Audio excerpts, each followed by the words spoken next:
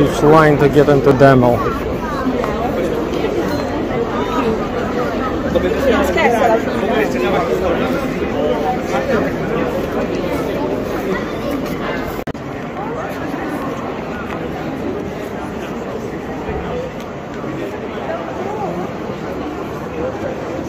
Sorry, we are not getting in line. Family with their goods and services. This is why the street is still so exclusive, because this is basically where the imperial family shopped, and many of those supplies did survive the end of the monarchy. For visitors to Vienna, Demel is probably the most interesting one. They sell something that's now one of the trademark dishes that is called Kaiserschmarren. Have you heard of that before? Yes. Maybe if you've been to Germany, can you recommend it? It is really good. It's like an American style pancake, but a bit fluffier. Then it's cut up into pieces, and because at Demel they're very naughty, they will caramelize it. So you have the fluffy dough in the inside, a bit of the caramel on the front, and to get some vitamins in, it is served with stewed lamb. It is really good, and it became one of the signature dishes, especially during COVID, because they sold it to go. When you see people coming out of there, you go through the entire shop, get your Kaiserschmarren to go, buy some chocolates, and then you exit through there. But now you can also have it to sit down. And another thing they are famous for is Sacher cake. Have you heard of Sacher cake? So it is one of the signature cakes of Vienna. It is a black chocolate sponge with apricot in the middle, apricot jam on top, and the chocolate glaze. And it is Sacher cake because it is allegedly invented by Hotel Sacher. So I do not recommend you go to Hotel Sacher to have it, because 8 out of 10 of my guests that have been there complained. The thing is, they're so famous for it, they mass produce it in such a way that by the time you buy it, you might pay 8 euros for something that's been in the freezer for weeks. Essentially a piece of sawdust at that point. And so any other good cafe in the city will sell you Sacher style cake, as they're legally obligated to call it, that has a better quality and a more friendlier price point, let's put it like this. And Demel actually, they sued Sacher. There was a legal battle between Demel and Sacher on who gets to call it the original Sacher cake, because the man that invented it also worked at Demel, apprenticed there. So this is kind of a cake war that's been going on. But really any upstanding cafe has Sacher style cake. But you should also, my favorite, in case you want a recommendation, is something called the cardinal cake. It's like eating a cloud. It's all fluffy biscuits and cream. Cardinal, look out for that. And another thing I often get asked, since we're on the topic of food, is about cheap places to eat. Leave the ring street. If you are in the inner city, in the historic city center, you will pay inner city prices. If you want cheap food, you have to leave the inside of the ring street. In the suburbs, you can find good restaurants that will not charge a leg and an eye for a schnitzel. But it's not like the quality is bad here. You do not mind paying a higher price, except for Hotel Sacher. There's not one place where I'd say, "Oh, do not go there, they will rip you off."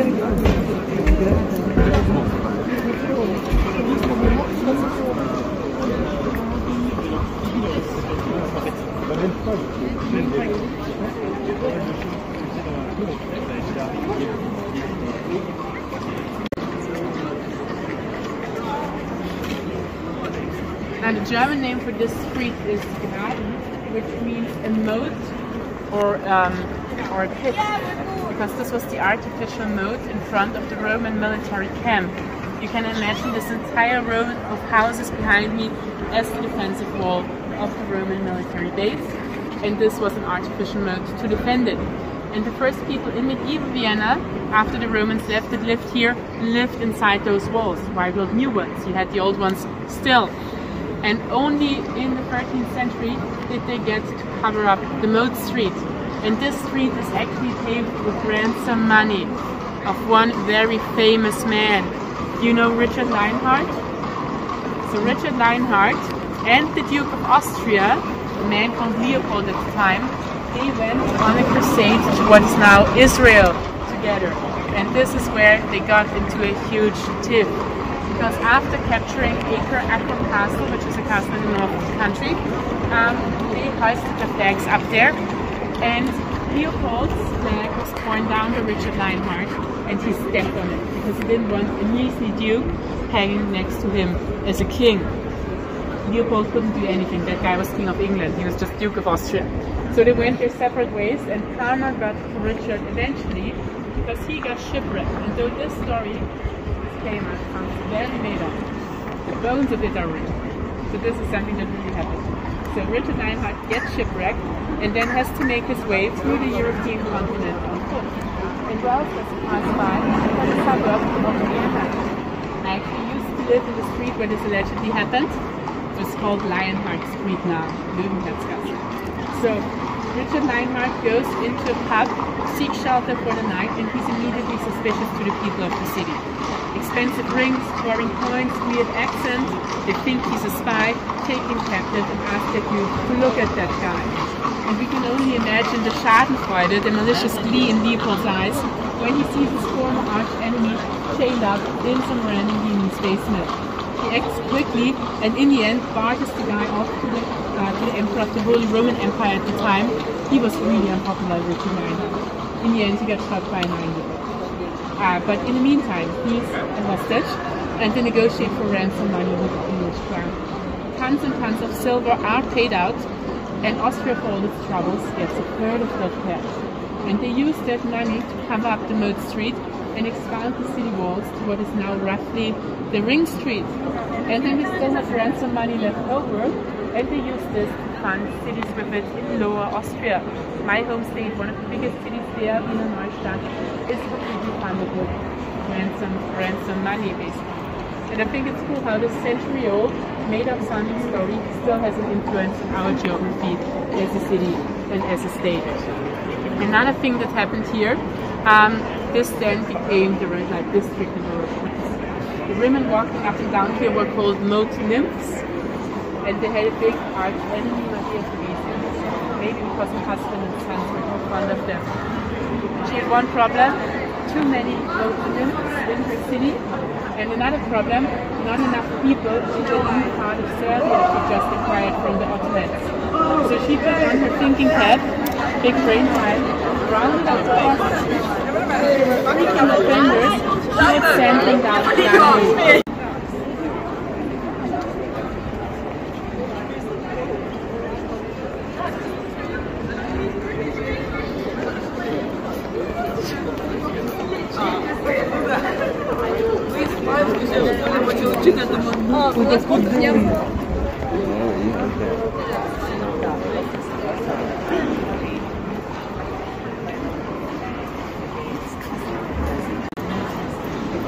So this, I hinted at it already, it's called the Plague Pillar, and it was built on the event of the last really devastating plague wave here in Vienna, the one from the 1670s. There was another one in the early 1700s, but that was not as devastating. With this one they did not use quarantine yet, with the next one they did.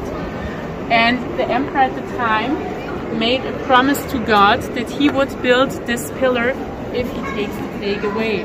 This is a very common thing. You see this was all over Austria and Hungary. It was basically a promise made to God that he would build this if he took the plague away. It was kind of a bargaining tool because people did not know what else to do when the plague came to your city. They just tried to pray it away. And this pillar, it's really kitschy if you look at it. With all those clouds spiraling up, the angels peeking out on top, the Holy Trinity completely in gold. it will not surprise you when I tell you that the man that designed it also designed theater sets and stages. So this was his main job. But as pitchy as it is, there's also a strong hierarchy to it. On top, the Holy Trinity in gold. On the bottom, the base of the pillar is also in 3 parts. Facing us, we have 2 coats of arms. On the left, the Archduchy of Austria. On the right, the Kingdom of Hungary, and in the back, there to be Bohemia. So 3 on top, 3 on the bottom to represent Earth, the Habsburg countries. We, mind you, are also on the bottom. We are part of this hierarchy. And there's someone between us and heaven. He's kneeling there, looking up and pointing down at us. That is Emperor Leopold, the one that had the statue commissioned. And some guys joke that he's so ugly because he didn't pay the stonemason enough. That is not true. This is a flattering depiction. He looked way worse in real life. He had a big flashy bottom lip like so, spit drooling from it constantly because he could not close his mouth. The Habsburgs were infamous for the jawline. So he had heavy brows and nose hair that mixed with his mustache. You can only imagine how delighted his first wife was when she finally met him. That wife being his niece. Yeah, they plain ran out of cousins and he had married his niece. And when they had trouble conceiving children that lived, did they blame it on genetics? No. Even though, mind you, they knew not to marry family like that. Before every marriage, they had to pay the Pope off so he would sign off on it. Because even back then, it was not common. But they blamed it on the Jewish population. So they chased the Jewish people out of the part of the city they then occupied and renamed it after Leopold.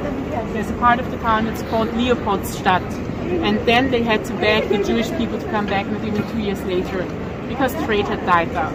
This is still the center of Jewish Vienna, Leopoldstadt, as well as it's called Leopoldstadt. And you might want to visit it because this is where our big amusement park, the Prater, with the famous Ferris wheel is. It's an amusement park that's open 365 days a year and it's really popular with the locals as well. All of the rides there are household names in Vienna. So if you ask, for example, there's a thing called the Black Mamba. If you ask people if they have been on that, they have all stories to tell on why or why not they go on this thing. It's a really popular thing to do. And one more thing about the incest, just to give you an idea of how closely related they were. If you draw your family tree 4 generations back, you should have 32 different names. A Habsburg, at Leopold's time, only 16. That's half. And that's not enough, as you can clearly see with his face. The last Spanish Habsburg was so deformed, they called him the Cursed One, Carlos el Hechizado. But now, let's move on. I've given you guys a sweet recommendation. I also should give you a savory one. Are there any vegans or vegetarians here? Okay, close your ears. I have some more recommendations after the tour for you guys. But it became the seat of the archbishopric. So politically also the most important one. Most of it is Gothic, but they already started building it before. Also the entrance a little older. Just so what you see now. So in Gothic times they wanted to reach heaven with their churches. This is why all those buildings are so long and look elongated, very thin, very graceful.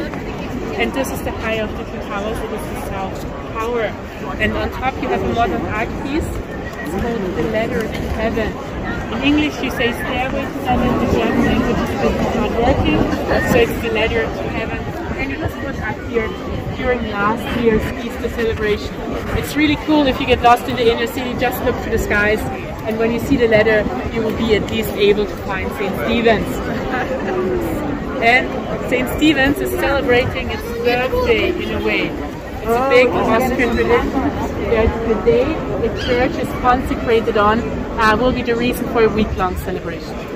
And this is happening right now, right here. Usually you just do it on the countryside, but because St. Stephen's is so big and important, it also gets its Kirtag, that's what they call it. Kir is short for Kirche, church, and Tag means day. So this is the Kirtag celebration, i.e. an excuse to get really drunk on the countryside. So we do not have Oktoberfest, but we do have these Kirtags and also tent festivals, which is just random tents popping up in the villages, and you go there, have chicken and beer and beer and beer. 100 years apart, there were medieval bards, very popular, and for the longest time historians did not know which of those two Neidhards was entombed in there, until they finally stopped guessing, opened up the grave, and found two dead men in there. So what probably happened was that the first one died, they built him this grave, then the other one died another 100 years later, and they just put him in there as well. And even the corpses are dated almost 100 years apart. So very practical, down-to-earth problem solution management. And a newer piece, a newer addition here is the sculpture behind me. It's called Raising Hands. You can get closer if you want to. And it's made up of 1 cent coins completely. It is 100,000 1 cent coins, which means it's worth 10,000 euros.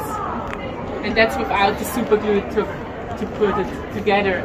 And this was the lockdown hobby of the parish of St. Stephen's. So the head priest of the parish worked on this with 20.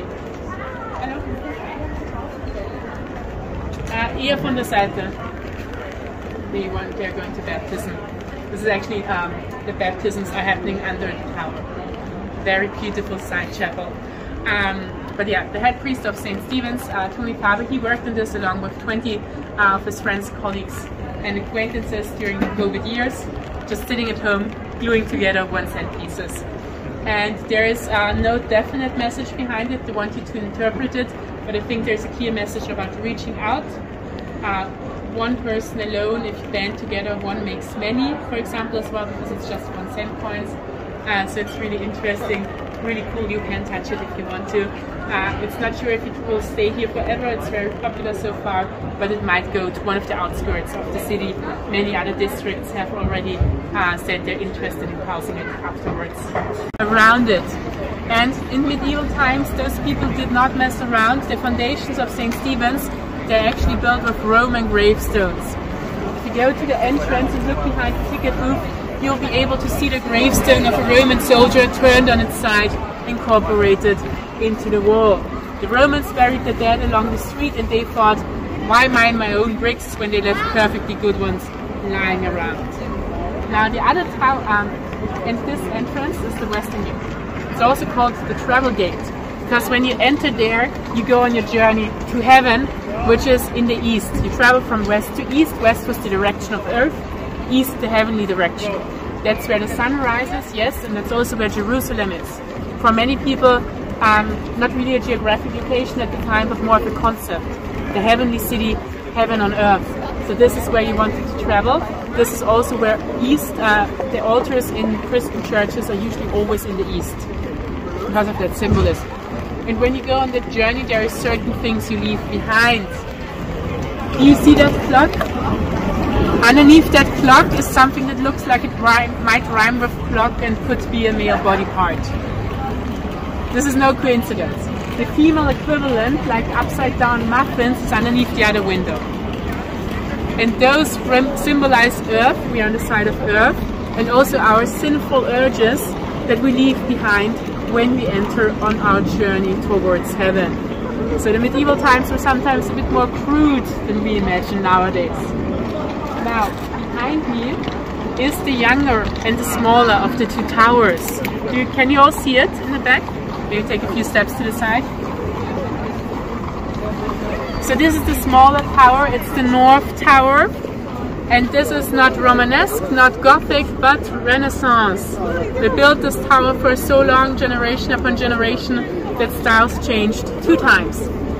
And there is, by the way, you can visit up there. There's a viewing platform, so you could go up there if you wanted to have the view. And there's a legend about it that explains why the tower is so short and why the weather is so bad in Vienna. So, according to the legend, the architect made a deal with the devil that the devil will help him make this the highest tower in all of Christianity.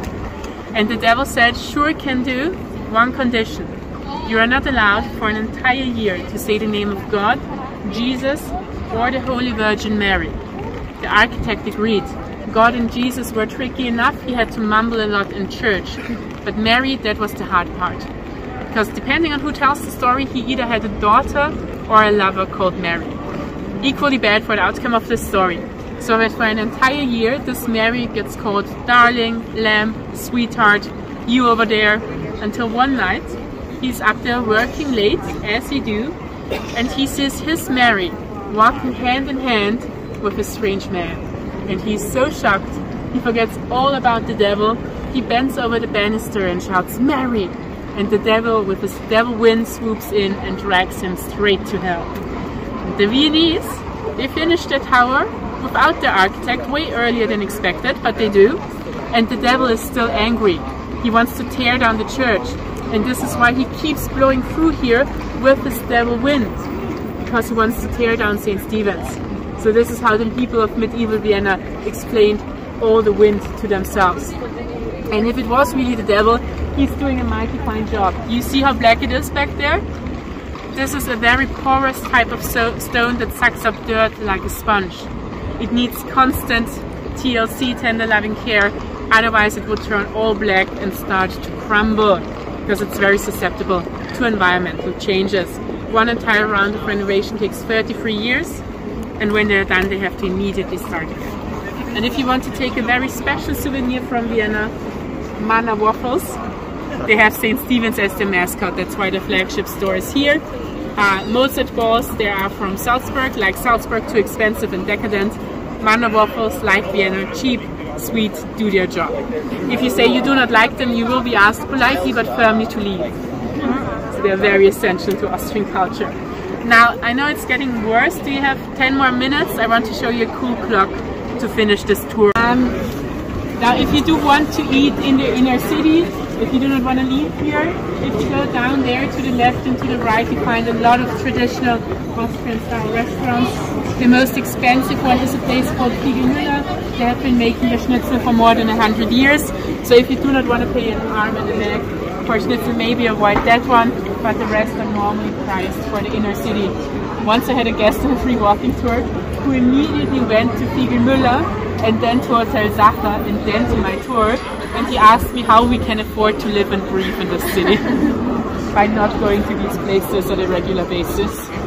But yes, otherwise there's other traditional places there. There's one called Alt Wien, means Old Vienna. That's a cafe that tries to be very local. They, for example, do not accept bookings from tourist groups, so you have to go in there like casual. And if you stick to the left-hand side, there's a place called Palatschinkenkuchel. Isn't German beautiful? It means the pancake kitchen. They sell traditional Austrian-style pancakes with different fillings, savory and sweet, also vegetarian options. Now those would be this way. If you want to go party, if you go down this street and stick to the left, there is a place called the Bermuda Triangle. There's 3 streets that are full of bars, and it's called the Bermuda Triangle because you can get lost in there. So it's behind the Hard Rock Cafe on the left, in case you don't have evening plans yet. And if you just want some fast food really quickly, go down the street as well. On the Danube Channel, left and right, there are different fast food joints, kebab as well. If you stick going to the right, if you keep going to the right, there's an all vegan burger place called Swing Kitchen that's really popular. Now, I promised you guys a really cool clock though, and that's this way.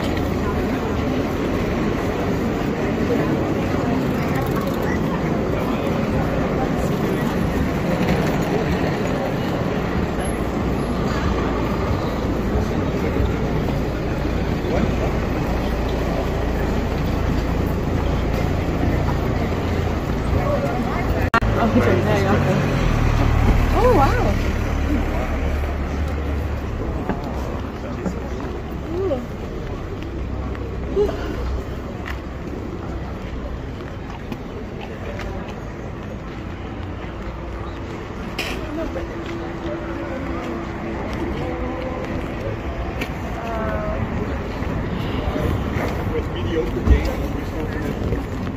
Okay, welcome to the High. There goes my voice again. Welcome to the High Market. This place is called High Market, Hoher Markt, because the High House, the courthouse, used to be here in medieval times, which means this is also the place where people were publicly shamed and whipped. This was stopped after the statue was put here that commemorates one of the crown princes of the Habsburg Empire coming back from war. His name was Joseph, and this shows the engagement of Joseph and Mary, the Virgin Mary, from the Bible. But the cool, and by the way, we are now also at the heart of the Roman military camp. Back there you have the Roman Museum. In the basement of it there are leftovers from the legionaries' palaces, mainly the floor heating. They knew how to keep cozy even north of the Alps, the Romans, very smart. So if you're interested in Roman history, I recommend you go in there. I have to be interested in it. I had to take 6 years of Latin for me. So I have to talk about them at least sometimes. But behind me, this is definitely the star of the square. This is the anchor clock. See it move a bit? It's a few minutes off, it's not exactly on time. And the anchor clock is called anchor clock because it was put here by Anchor Insurance. You can see the anchor above the door. In German it just means Anker. Same thing. And they were a Swiss insurance company. This was their Austrian headquarters. And at the turn of the last century, they commissioned a man called Franz Matsch to design this clock. Franz Matsch actually studied at art uni together with Gustav Klimt. They were close friends, but both went in a bit of a different direction when they became adults. Gustav Klimt was very modern. He catered to the new modern Vienna. You remember the Loshaus, this radical building. And Franz Matsch, he catered more to the conservative people of the city, like the nobility, like the imperial family. And he painted saints from history, which made him the perfect guy for this clock. This is full of symbolism for history and time. Even at the base of it, do you see the woman biting into the apple? That is Eve from the Bible. Next to her, curly-haired, that's Adam. Behind Eve, because of course women are a bit evil, there's a demon, the pig-faced thing, and across the angel with the golden crown. Adam and Eve, the beginning of time. The demon and the angel, judgment day, the end of time. On top, you have this creepy baby with the butterfly, and next to it, the skeleton with the sand clock. So they stand for life and death. And the clock itself, that's Vienna. That's Vienna's history. So the first man, you see the man with the number 1 on top? That's a Roman emperor, Mark Aurel. He allegedly died in Vienna on one of his campaigns against the Germanic tribes.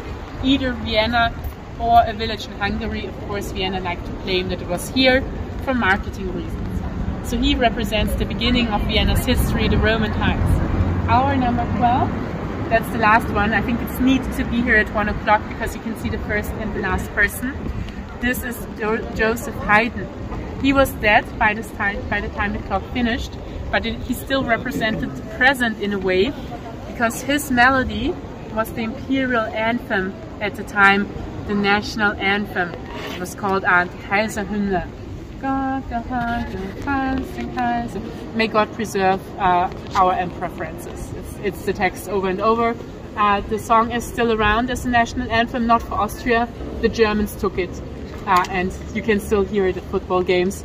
We now have a new tune by Mozart.